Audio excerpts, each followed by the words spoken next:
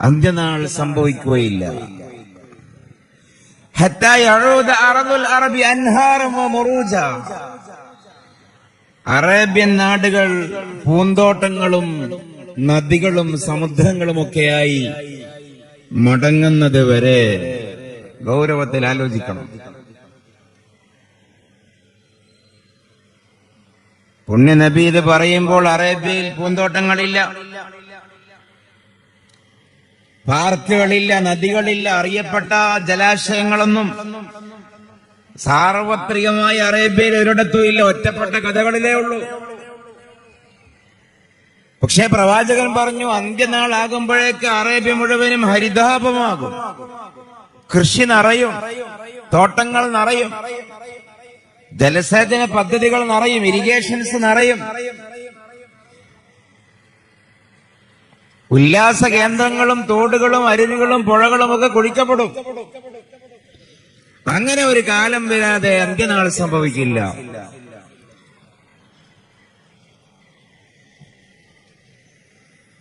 ഇന്ന് അറേബ്യയിൽ ഗൾഫിൽ പോയവർക്കറിയാം, നമ്മുടെ നാട്ടിലുള്ളതിനേക്കാൾ ഏറെ പാർക്കുകൾ അവിടെയാണ്, തടാകങ്ങൾ അവിടെയാണ്, അരുവികൾ അവിടെയാണ്, കിലോമീറ്ററുകൾ കണക്കിന് തോട്ടങ്ങളാണ്.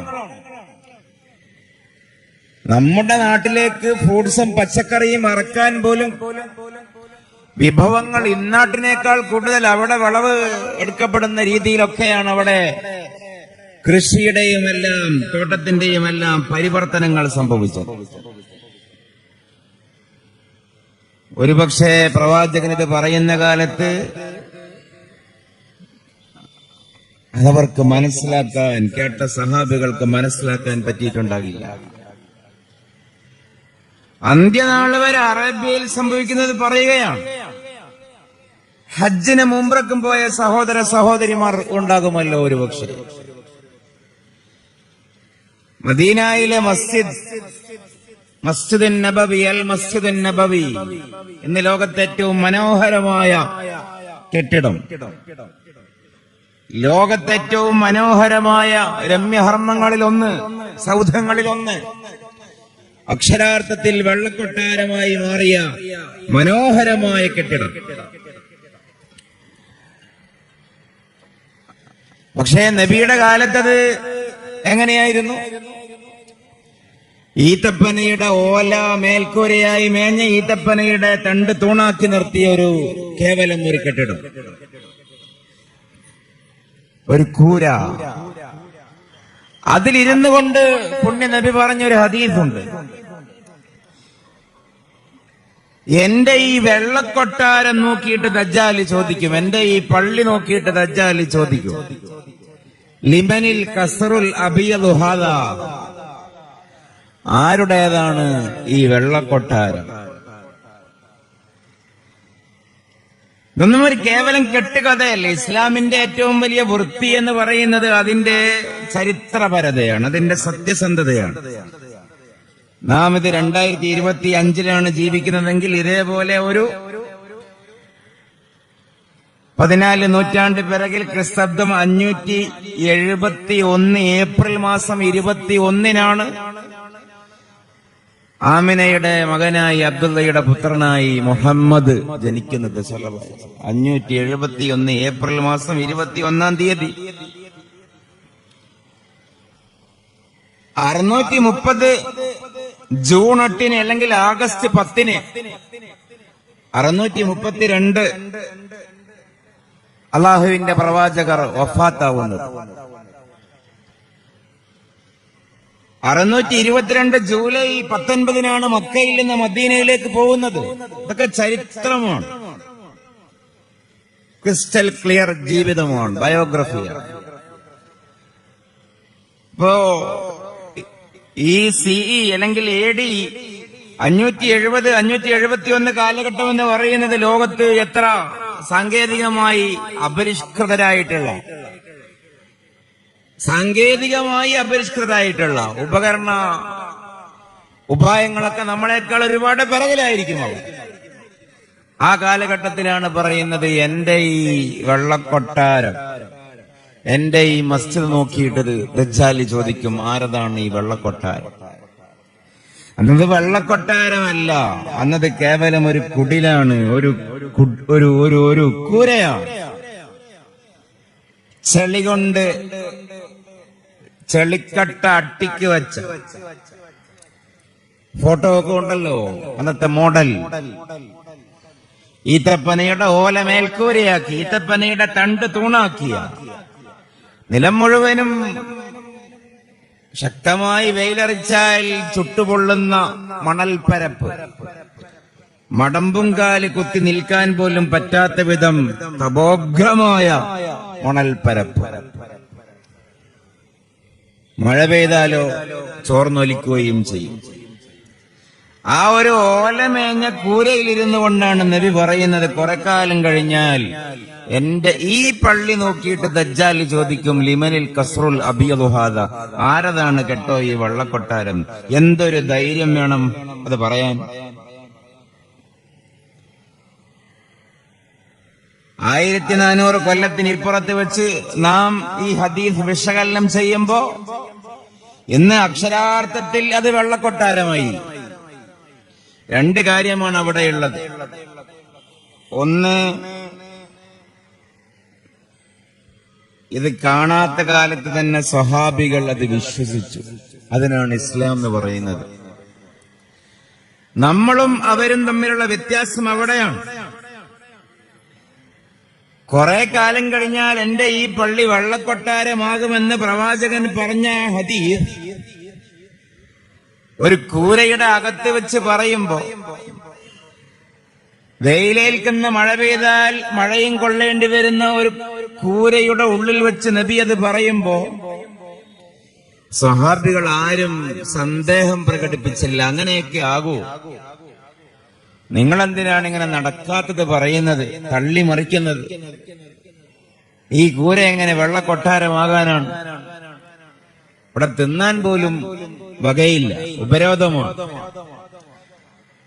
അണിയാനും ഉടുക്കാനും മാനം മര്യാദക്ക് വസ്ത്രമില്ല, യുദ്ധം ചെയ്യാൻ ആയുധമില്ല, നല്ല വാഹനമില്ല, നിലത്ത് വിരിക്കാൻ ഒരു വിരി പോലുമില്ല. അങ്ങനെയുള്ള ഈ പള്ളി നിങ്ങൾ എന്താ ഈ പറയുന്നത്, കുറെ കാലം കഴിഞ്ഞാൽ കൊട്ടാരമാകുമെന്നോ എന്ന് ഒരു സഹാബിയും ചോദിച്ചില്ല. കാരണം അൽ ഇസ്ലാമു, എന്താണ് ഇസ്ലാം എന്ന് ചോദിച്ചാൽ അത്തസ്ദീഖു ബിമാ ജാഅ ബിഹി നബിയ്യു സ്വല്ലല്ലാഹു അലൈഹി വസല്ലം. നബി സല്ലല്ലാഹു അലൈഹി വസല്ലമ പറഞ്ഞതിനെ അപ്പടി വിശ്വസിക്കുന്നതിനാണ് ഇസ്ലാം എന്ന് പറയുന്നത്.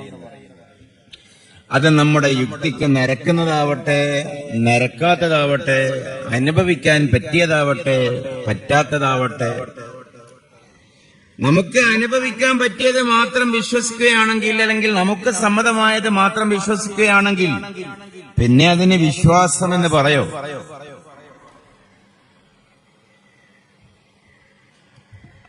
നമുക്ക് മനസ്സിലാക്കാനും അനുഭവിക്കാനും പറ്റാത്ത കാര്യങ്ങൾ ലോകത്തുണ്ട് എന്നതിന്റെ അർത്ഥം നമുക്കത് മനസ്സിലാക്കാൻ പറ്റുന്ന പാകതയിലുള്ള ഒരു ബുദ്ധിശക്തി ഇല്ല എന്ന് മാത്രമാണ്. ആ കാര്യം ഇല്ല എന്നുള്ളതല്ല. അപ്പൊ എല്ലാ കാര്യവും, ഏത് വിഷയം എടുത്തു നോക്കിയാലും ആത്യന്തികമായി അതിന്റെ ഒരു മടക്കം എങ്ങോട്ടേക്കാണെന്ന് ചോദിച്ചാൽ ഇസ്ലാമികമായി അത് റസൂലുള്ള പറഞ്ഞിട്ടുണ്ടോ എന്നുള്ളതാണ്. നമുക്കത് സമ്മതമാണോ അല്ലേ എന്നുള്ളതല്ല. അതുകൊണ്ടാണ് ഏതിനും ഒരു നിർവചനം ഉണ്ടാകുമല്ലോ. ഏതൊരു വിഷയത്തിനും, ഒരു പ്രത്യയശാസ്ത്രമാകട്ടെ, ഒരു തിയറി, ലോകത്തേതൊരു സിദ്ധാന്താണെങ്കിലും അതിനൊരു നിർവചനം ഉണ്ടാകും. ഇസ്ലാമിന്റെ നിർവചനം ഇതാണ്, തസ്ദീഖ് ബിമാ ജാഅ ബിഹി നബി, നബി പറഞ്ഞതിനെ വിശ്വസിക്കുക. അത് ശരിയായിരിക്കും. പിൽക്കാലം അത് കാണുന്നു, പക്ഷെ കാണാതെ അവർ വിശ്വസിച്ചു.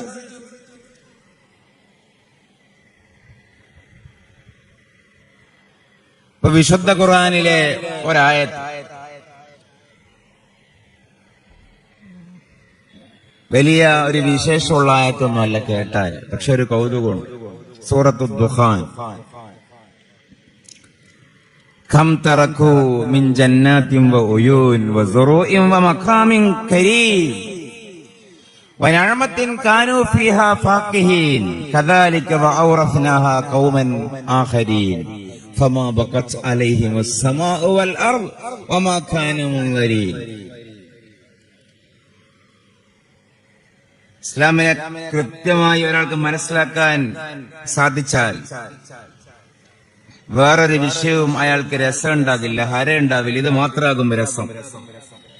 കാരണം അത്രക്ക് ഭംഗിയുണ്ട് ഇതിന്റെ ഒരു ആന്തരികാർത്ഥങ്ങൾ. ലോകത്തെ വലിയ ചരിത്രത്തിലെ ഏറ്റവും നികൃഷ്ടനായ നീചനായ ഏകാധിപതിയായിരുന്നു റംസീസ് രണ്ടാമൻ എന്ന ചരിത്രത്തിൽ അറിയപ്പെടുന്ന ഓസിമാൻഡിയോസ് എന്ന പേരുകാരനായ ഫിർഔൻ, കലീമുല്ലാഹി മൂസ അലൈഹിസ്സലാമിന്റെ പ്രതിയോഗി. ഫിർഔനെ കേൾക്കാത്ത ആരും ഉണ്ടാവില്ലല്ലോ. അതും ഒരു സാങ്കല്പിക കഥാപാത്രമല്ല. ഇന്നത്തെ ഈജിപ്തിലെ അന്നത്തെ ഭരണാധികാരിയായിരുന്നു റംസീസ് രാജവംശം. അദ്ദേഹം റംസീസ് പരമ്പരയിൽപ്പെട്ട രണ്ടാമൻ. അദ്ദേഹത്തിന്റെ പേര് ഓസിമാൻഡിയോസ്. ഞാനാണ് ദൈവം എന്നാണ് അദ്ദേഹം പറഞ്ഞത്. അദ്ദേഹം ഒരു ഭൗതികവാദിയാണ്. മൂസ അലൈഹിസ്സലാം കണ്ണുകൊണ്ട് കാണാത്തൊരു അള്ളാഹുവിനെയല്ലേ പരിചയപ്പെടുത്തുന്നത്. നിങ്ങൾ എന്തിനാണ് കണ്ണുകൊണ്ട് കാണാത്തൊരു അള്ളാഹുവിനെ ആരാധിക്കുന്നത്? കണ്ണുകൊണ്ട് കാണുന്ന ഞാനില്ലേ ഇവിടെ? ഇതാണ് ഫിർഔന്റെ വാദം. നിങ്ങൾക്ക് വേണ്ടതൊക്കെ ഞാൻ തരുന്നില്ലേ? ജീവിക്കാൻ ആവശ്യമായതൊക്കെ, ഭക്ഷണം തരുന്നു, പാർപ്പിടം തരുന്നു, ആനുകൂല്യങ്ങൾ തരുന്നു. പിന്നെ എന്തിനാണ് അനുഭവിക്കാൻ പറ്റുന്ന ഞാനുണ്ടായിരിക്കെ അനുഭവിക്കാൻ പറ്റാത്ത മറ്റൊരു ദൈവം? ഇതാണ് അദ്ദേഹത്തിന്റെ വാദം. ഇത്രയും വലിയ അഹംഭാവിയും ധിക്കാരിയും ഒക്കെയായിരുന്ന ഫിർഔൻ ഒടുവിൽ, ഞാൻ ആ കഥ പറയുകയല്ല, റെഡ് സീ അല്ലേ, എന്താണ്, ചെങ്കടലിൽ വെച്ച് മരിക്കുകയാണ് ചെയ്യുന്നത്. ഈ കാര്യം ഉണർത്തിക്കൊണ്ട് ഖുർആൻ ഒരു പരാമർശം നടത്തി. കടലിൽ മുങ്ങി നശിച്ച ഫിർഔനെ കുറിച്ച് ഖുർആൻ ഒരു പരാമർശം നടത്തി. എന്താ പരാമർശം? കം തറക്കൂ മിൻ ജന്നാത്തിൻ വഉയൂൻ. ഫിർഔനും പരിവാരങ്ങളുമൊക്കെ എന്തുമാത്രം തോട്ടങ്ങളും കൃഷികളുമൊക്കെയാണ് ഇട്ടേച്ച് വിട്ടേച്ച് പോയത് മരിക്കുമ്പോ. വസുറൂഇൻ വമഖാമിൻ കരീം. എത്ര തോട്ടങ്ങളും അരുവികളുമാണ് ഇട്ടേച്ച് പോയത്. വസുറൂഇൻ വമഖാമിൻ കരീം. എത്ര കൃഷിയിടങ്ങളും എത്ര ഉന്നതമായ മുട്ടുപ്പാവുകളും കൊട്ടാരങ്ങളുമാണ് ഇട്ടേച്ച് പോയത്. വനഅമത്തിൻ കാനൂ ഫീഹാ ഫാക്കിഹീൻ. അവർ ആർമാദിക്കുകയും ആസ്വദിക്കുകയും ചെയ്തിരുന്ന എത്രയെത്ര അനുഗ്രഹങ്ങളാണ് അവർ ഇട്ടേച്ച് പോകേണ്ടി വന്നത്. കദാലിക വഔറസ്നാഹാ ഖൗമൻ ആഖരീൻ. എന്നിട്ട് പിന്നെ ആ ഫിർഔനും സംഘവും പോയതിനു ശേഷം വേറെ ജനതക്ക് നാം അത് കൊടുത്തു. ഇങ്ങനെ ഫിർഔൻ എന്ന് പറയുന്ന വലിയ ചക്രവർത്തി കടലിൽ മുങ്ങി നശിച്ചതിനെ ചൊല്ലി ഫമാ ബഖത് അലൈഹിമുസ് സമാ. ആകാശം കരഞ്ഞില്ല. ഫമാ ബഖത് അലൈഹിം. അവരെ ചൊല്ലി വിലപിച്ചില്ല, കരഞ്ഞില്ല. അസ്സമാഉ, ആകാശം. വൽ അർദ്, ഭൂമിയും കരഞ്ഞില്ല. വമാ കാനൂ മുൻദരീൻ. അവർ തിരിച്ചു വരട്ടെ എന്നാരും കാത്തിരുന്നുമില്ല, അല്ലെങ്കിൽ അവർക്ക് സാവകാശം ചെയ്യപ്പെട്ടു കൊടുത്തുമില്ല. നിങ്ങൾ ചിന്തിക്കുന്നുണ്ടാകും, ഇതെന്താണ് ഇയാൾ പറയുന്നത്? ഒരാൾ മരിച്ചാൽ ആകാശം കരയില്ല എന്ന് എല്ലാവർക്കും അറിയാം, ഭൂമി കരയില്ല എന്ന് എല്ലാവർക്കും അറിയാം. പക്ഷെ എന്താണ് ആ പറഞ്ഞതിന്റെ സാങ്കത്യമെന്ന് മനസ്സിലായത്, അനുഭവത്തിൽ മനസ്സിലായത് ഒരു 10-30 കൊല്ലങ്ങൾക്ക് മുമ്പാണ്. എന്താണ് കാര്യം? നമുക്കറിയാം, ഇന്ന് ടൂറിസം വളരെ വികസിച്ച കാലമാണ്. ലോകത്തിന്റെ എല്ലാ ഭാഗത്തേക്കും ആളുകൾ ചറപറ സഞ്ചരിക്കുന്നു. ഈജിപ്തിന്റെ പ്രത്യേകത, നമ്രൂദിന്റെ ഫിറഔനിന്റെ തട്ടകം ഈജിപ്താണ്. ഈജിപ്തിൽ കൂടുതൽ അതിന്റെ ചരിത്രത്തിന്റെ ഭാഗം അവിടെയുള്ള പിരമിഡുകളാണ്. പിരമിഡുകളുടെ പ്രത്യേകത, ഈജിപ്തിലെ പിരമിഡുകളുടെ പ്രത്യേകത, അതിന്റെ അകത്ത് മുൻകാലക്കാരായ രാജാക്കന്മാർ ഉപയോഗിച്ചിരുന്ന അവരുടെ അവശിഷ്ടങ്ങളും അവശേഷിപ്പുകളും അവരുടെ ഡെഡ് ബോഡീസും ഒക്കെയാണ് ഈ പിരമിഡുകൾക്കുള്ളിൽ ഉള്ളത്. ബോക്സിൽ അടക്കം ചെയ്ത അവരുടെ മമ്മികൾ എന്ന് പറയും. അപ്പൊ ചിലപ്പോഴൊക്കെ ഈ പിരമിഡ് തകരും. കാലപ്പഴക്കം കൊണ്ട് നുരുമ്പിച്ചും ജീർണിച്ചും പൊടിക്കാറ്റടിച്ചും ഒക്കെ അത് തകരും. അപ്പൊ ചിലപ്പോഴൊക്കെ അതിന്റെ ഉള്ളിൽ നിന്ന് മമ്മികളൊക്കെ പുറത്തു വരും, പുറത്തെടുക്കും.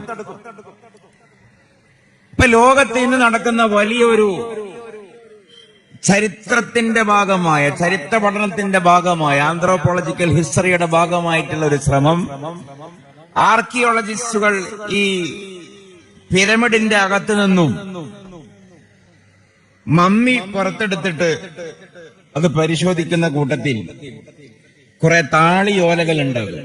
താളിയോലകൾ എന്ന് പറഞ്ഞാൽ ഇന്ന് നമ്മൾ ടൈപ്പ് ചെയ്യുന്നു, അതേപോലെ കടലാസിൽ എഴുതുന്നു എന്നൊക്കെ പറഞ്ഞതുപോലെ അന്ന് ഈ താളിയോലയിലാണ് എഴുതുക. എല്ലിന്റെ പുറത്ത് എല്ലുമ്മലും കല്ലുമ്മലും താളിയോലയുമൊക്കെയാണ് എഴുതാറുള്ളത്. അപ്പൊ ഈ ബോക്സിന്റെ ഉള്ളിൽ നിന്ന് കിട്ടുന്ന താളിയോലകളുടെ ഭാഷ ഇന്നത്തെ ഭാഷയായിരിക്കില്ല. 3000-4000 കൊല്ലം മുമ്പുള്ള ലിപികളാണ്. അപ്പൊ അതിനെ ഇന്നത്തെ ഭാഷയിലേക്ക് വായിക്കുക എന്നുള്ള ശ്രമകരമായ ജോലി വളരെ അധ്വാനം നിറഞ്ഞ ജോലിയാണ്.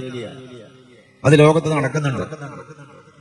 ഇപ്പൊ ഈജിപ്തിലെ ഈ താളിയോലയിൽ ആലേഖനം ചെയ്യപ്പെട്ട ലിപികളുടെ ഭാഷ ഹീറോഗ്ലിഫിക് ലാംഗ്വേജ് കുടുംബത്തിൽ വരുന്ന ഭാഷ. ജസ്റ്റ് അത് ഗൂഗിൾ ചെയ്താലൊക്കെ മനസ്സിലാവും. കുറെ ചിഹ്നങ്ങളായിരിക്കും, ചതുരം, ത്രികോണം, വൃത്തം, അതിന്റെ ഉള്ളിൽ കുറെ കുത്ത്, കുറി, കോമ. അപ്പൊ അത് ഒരുപാട് ഇന്റർമീഡിയറ്റ് ലാംഗ്വേജുകളിലേക്ക് മാറ്റി ഇന്നത്തെ ഇംഗ്ലീഷിലേക്ക് കൊണ്ടുവരണം. കൂട്ടത്തിൽ ഒരു താളിയോല വായിക്കപ്പെട്ടു. ആ താളിയോല 2017 വായിക്കപ്പെട്ടത്. 2017 ഇപ്പോൾ ആവറ്റ ആൾക്കാരെ പേരിനൊന്നും പ്രസക്തിയില്ല. അത് വായിച്ചു നോക്കുമ്പോ അതിലെന്താ ഉള്ളത്? ഈജിപ്തിലെ ഭരണാധികാരിയായിരുന്ന റംസീസ് രണ്ടാമനോട് കൊട്ടാരത്തിലെ കവികൾ മുഖസ്തുതിയായി പാടി. ഇത് പറയുമ്പോ ഒരു കാര്യം കൂടി പറയണം. ഇത്തരം താളിയോലയിൽ നിന്ന് വായിക്കാൻ പറ്റുന്ന ശ്ലോകങ്ങൾ എന്താണ് എന്ന് മുഴുവനും റെക്കോർഡായി ഇന്ന് വായിക്കാൻ കിട്ടും. പിരമിഡ് അട്രൻസ് എന്ന് ജസ്റ്റ് ഒരുപാട് സൈറ്റുകളുണ്ട്. അട്രൻസ് എന്ന് പറഞ്ഞാൽ ഉദ്ധരണികൾ, ശ്ലോകങ്ങൾ, മൊഴികൾ. ഈ പിരമിഡിൽ രേഖപ്പെടുത്തപ്പെട്ട മൊഴികൾ, ആ കൂട്ടത്തിൽ ഞാൻ ഈ പറയുന്നതും കാണാം. Pyramid utterance 1365, verse number 553. അറിയോ? ഈജിപ്തിലെ ഭരണാധികാരിയായ റംസീസ് രണ്ടാമനോട് കൊട്ടാരത്തിലെ കവികൾ മുഖസ്തുതി പറഞ്ഞു. അന്നൊക്കെ കൊട്ടാരത്തിൽ ഇന്നും അറിയാലോ, കൊട്ടാരത്തിൽ രാജാവിന്റെ മുഖസ്തുതി പറഞ്ഞ് അവരെ സുഖിപ്പിച്ച് പൊന്നും പൊട്ടും പവിഴവും സ്ഥാനവും ഒക്കെ ആയി പോകുന്ന കൊട്ടാര വിദൂഷകന്മാർ, അതേപോലെ കവികളൊക്കെ ഉണ്ടാകും. ഈ കൊട്ടാര കവികൾ ഫിറഔനോട് പറഞ്ഞു. എന്താ പറഞ്ഞത്? നിങ്ങളൊക്കെ വലിയ വലിയ ആൾക്കാരാണ്. നിങ്ങളൊക്കെ മരണപ്പെട്ടാൽ ആകാശം കരയും. നിങ്ങളൊക്കെ മരണപ്പെട്ടാൽ ഭൂമിയും കരയും. Pyramid utterance 1365, verse number 553. എന്താ? The sky will weep for thee, The earth will tremble for thee, the most awaited one. ഇതാണ് ആ ശ്ലോകം. ഇതിന്റെ അർത്ഥമാണ് ഞാൻ ഈ പറഞ്ഞത്. The sky will weep for thee. ആകാശം താങ്കൾക്ക് വേണ്ടി കണ്ണീർ പൊഴിക്കും. The earth will tremble for thee. ഭൂമി നിങ്ങൾക്ക് വേണ്ടി കരഞ്ഞു വിറക്കും. The most awaited one. മരണപ്പെട്ടാലും തിരിച്ചു വരുമെന്ന് മറ്റുള്ളവരാൽ പ്രതീക്ഷിക്കപ്പെടുന്നവരിൽ ഒന്നാമനെ. നമ്മളെ വലിയ വലിയ നേതാക്കന്മാരൊക്കെ മരണപ്പെട്ടാൽ പത്രക്കാരൊക്കെ ചിലപ്പോ സെൻസേഷണൽ സ്റ്റോറി എഴുതൂലേ, ശ്മശാനമുഖമായിരുന്നു, ഇരുണ്ട അന്തരീക്ഷമായിരുന്നു, ഇല പോലും അനങ്ങിയില്ല. മെറ്റഫറിക്കലി പറയല്ലോ, ആലങ്കാരികമായി. അതേപോലൊരു കാര്യമാണ് കവികൾ പറഞ്ഞത്. നിങ്ങൾ മരിച്ചാൽ ആകാശം കരയും. കാരണം നിങ്ങളുടെ നഷ്ടം ഈ ലോകത്തിന്റെ നഷ്ടമാണ്, പ്രകൃതിയുടെ പ്രപഞ്ചത്തിന്റെ നഷ്ടമാണ്. അപ്പൊ ആകാശം തന്നെ കരയും. നിങ്ങൾ മരണപ്പെട്ടാൽ ഭൂമിയും കരയും. കാരണം നിങ്ങളെപ്പോലെ ഒരാൾ ഭൂമിയിൽ ഇല്ലല്ലോ. അത്രയും പ്രധാനിയല്ലേ, നേതാവല്ലേ. നിങ്ങൾ മരിച്ചാൽ ആൾക്കാർ കാത്തിരിക്കും നിങ്ങൾ ജീവിതത്തിലേക്ക് തിരിച്ചു വരുമെന്ന്. ഇതാണ് മുഖസ്തുതിയായി പാടിയത്. ഇങ്ങനെ ഫിർഔന്റെ മുഖത്ത് നോക്കി ഫിർഔന്റെ കൊട്ടാര കവികൾ പാടിയിരുന്നു എന്ന് 2017 മുമ്പ് ലോകർക്കറിയില്ലായിരുന്നു.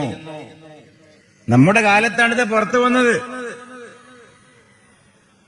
ഇത് BC-യിലാണ് എന്ന് പറഞ്ഞാൽ ഈസാ അലൈഹിസ്സലാം ജനിക്കുന്നതിന്റെ മുമ്പാണ് ഈ താളിയോലയിലൊക്കെ ഇത് എഴുതപ്പെട്ടത്.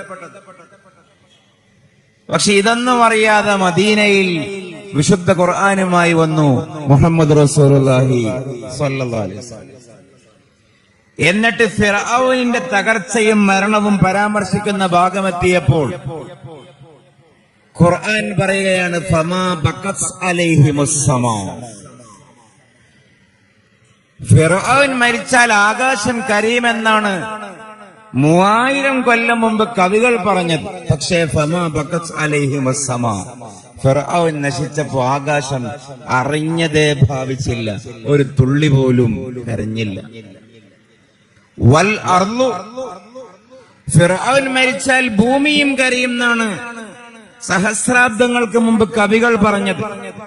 പക്ഷേ വൽ അർളു, ഭൂമിയും കരഞ്ഞില്ല, ഭൂമിയും വറച്ചില്ല. നേരെ ചൊവ്വയാണ്. The sky will weep for thee, കവി. ഫമാ ബഖത് അലൈഹിമുസ് സമാ, അല്ലാഹ്. The earth will tremble for thee, കവി.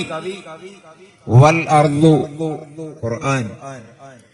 The most awaited one, കവി. ഫമാ കാനു മുൻദരീൻ, ആരും അവരെ കാത്തിരുന്നില്ല, വിശുദ്ധ ഖുർആൻ.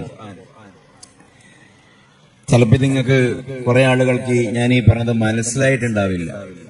ഇതിൽ ആകെ പറഞ്ഞതിന്റെ അർത്ഥം എന്താ അറിയോ? അള്ളാഹുവിന്റെ റസൂൽ സല്ലല്ലാഹു അലൈഹി വസല്ലം സഹസ്രാബ്ദങ്ങൾക്ക് മുമ്പ്, 1000 കൊല്ലങ്ങൾക്ക് മുമ്പ് നടന്ന ഒരു ചരിത്രം, ആ ചരിത്രത്തിന്റെ രേഖകൾ നാം അനുഭവത്തിൽ കാണുന്നതിനും എത്രയോ മുമ്പ് കൃത്യമായി ലോകത്തോട് പറഞ്ഞു കൊടുക്കുകയാണ്. ഇതെങ്ങനെ സാധിച്ചു? നമ്മൾ ഇസ്ലാമിന്റെ അകത്തൊന്നും വരാതെ ന്യൂട്രലായിട്ട് ആലോചിച്ചു നോക്കൂ, ന്യൂട്രലായിട്ട് ചിന്തിച്ചു നോക്കൂ. ഏതെങ്കിലും അർത്ഥത്തിൽ സന്ദേഹത്തിന്റെയും സംശയത്തിന്റെയും നേരിയ ഒരംശം ഇതൊക്കെ ഉള്ളത് തന്നെയാണോ? ഇത് കുറെ ഒരു വഴിപാട് പോലെ ഇങ്ങനെ കുറെ ആള് പറയുന്നു, ചെയ്യുന്നു, കൊണ്ടു നടക്കുന്നു, കുറെ അന്ധവിശ്വാസങ്ങളൊക്കെ അല്ലേ എന്നൊക്കെ ഏതെങ്കിലും ഒരു മനസ്സിൽ ഒരു നേരിയ സന്ദേഹത്തിന്റെ ഒരു ലാഞ്ചന പെട്ടുപോയ ആളുകൾ ഉണ്ടെങ്കിൽ വിനയാന്യതമായി അവരോട് അപേക്ഷിക്കട്ടെ, ന്യൂട്രലായിട്ട് ആലോചിച്ചു, ഇതിപ്പോ എങ്ങനെ നടക്കുന്നു, എങ്ങനെ സാധിക്കുന്നു? 3000 കൊല്ലം മുമ്പ് ലോകത്ത് നടന്നൊരു കാര്യം, 2017 ലോകം മനസ്സിലാക്കിയൊരു കാര്യം ക്രിസ്തബ്ദം 600കളിൽ ലോകത്തോട് പറയാൻ സാദിഖുൽ വഅദുൽ അമീനായ മുഹമ്മദ് റസൂലുള്ളാഹി സ്വല്ലല്ലാഹു അലൈഹി വസല്ലമക്ക് എങ്ങനെ സാധിച്ചു? ഉറപ്പാണ്, യാതൊരു സംശയവുമില്ല. പാങ്കിന്റെ സമയമായി, മഴാന്റെ ഇരട്ടല്ലേ.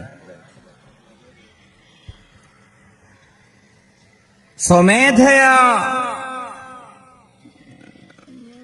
ആലോചിച്ചാവിഷ്കരിച്ച് ഖുർആൻ പറയുകയായിരുന്നില്ല മുഹമ്മദ് റസൂലുള്ളാഹി സ്വല്ലല്ലാഹു അലൈഹി വസല്ലം. കാലവും ശാസ്ത്രവും എത്ര മുന്നോട്ട് പോകുന്നുവോ അതിനനുസരിച്ചുകൊണ്ട് ലോകത്തിന് മനസ്സിലാക്കാൻ പറ്റുന്ന കുറെ പൊരുളുകളുണ്ട്.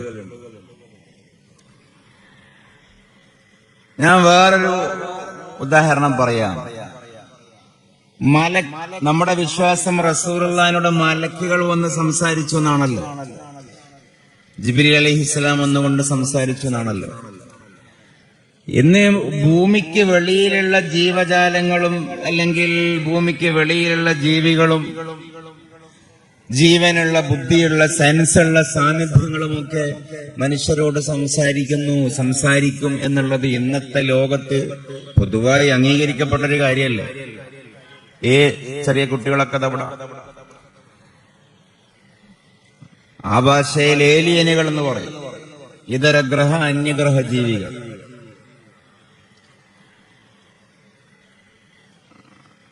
നാം നമ്മുടെ കാലത്തെക്കുറിച്ച് മനസ്സിലാക്കിയാൽ ഇസ്ലാമാണ് കറക്റ്റ് എന്ന് നമുക്ക് ന്യൂട്രലായി ആലോചിക്കുമ്പോൾ ബോധ്യാവും. പക്ഷപാതിത്വമൊന്നും കൂടണ്ട. നിങ്ങളൊന്ന് ഗൗരവത്തിൽ ആലോചിക്കണേ. ഞാൻ പറഞ്ഞു മഗ്‌രിബിന് നിങ്ങൾ സ്ലിപ്പ് തന്നാൽ ഞാൻ ആ ഭാഗത്തേക്ക് എന്റെ വിഷയം കൊണ്ടുപോകും. ഇപ്പൊ ലോകത്തെ നമ്പർ 1 മുതലാളിമാരിൽ ഒരാളാണ് ആര്? ഒരാൾ ഉദാഹരണത്തിന് പറഞ്ഞാൽ ടെസ്ലയുടെ മുതലാളി ഇലോൺ മസ്ക്. ഒരു ഉദാഹരണം, അയാളെ പറ്റി ഒരു ആത്മകഥ എഴുതാൻ തുനിഞ്ഞു അമേരിക്കയിലുള്ള ഒരു ചരിത്രകാരൻ. അപ്പൊ ആൾക്കാർ ചോദിച്ചു, ഇലോൺ മസ്ക് മരിച്ചിട്ടില്ലല്ലോ, നിങ്ങൾ ഇപ്പോഴേ എന്തിനാണ് അദ്ദേഹത്തിന്റെ ചരിത്രം എഴുതുന്നത്? അതിന് അദ്ദേഹം കൊടുത്ത മറുപടി,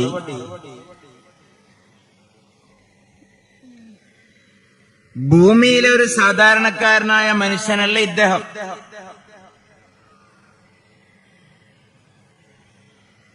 is either an alien or a companion of alien. ഇതാണ് ആ സ്റ്റേറ്റ്മെന്റ്. ഇലോൺ മസ്ക് ഒന്നുകിൽ അന്യഗ്രഹ ജീവിയാണ്, അല്ലെങ്കിൽ അന്യഗ്രഹ ജീവിയോട് മിണ്ടുന്ന സംസാരിക്കുന്ന അന്യഗ്രഹ ജീവിയുടെ ഒരു സുഹൃത്താണ്. കാരണം എന്താ? സാധാരണക്കാര് ചിന്തിക്കാത്ത കാര്യങ്ങളാണ് അദ്ദേഹം ചിന്തിക്കുന്നത്, സാധാരണക്കാര് പറയാത്ത കാര്യങ്ങളാണ് അദ്ദേഹം പറയുന്നത്. ബഹിരാകാശത്തേക്ക് ടൂറ് പോവുക, അന്യഗ്രഹം, അവിടെ പോയി റിയൽ എസ്റ്റേറ്റ് കച്ചവടം നടത്തുക, അദ്ദേഹത്തിന്റെ സ്വപ്നങ്ങൾ മനസ്സിലാവുന്ന ഭാഷയിലേക്ക് മാറ്റിയ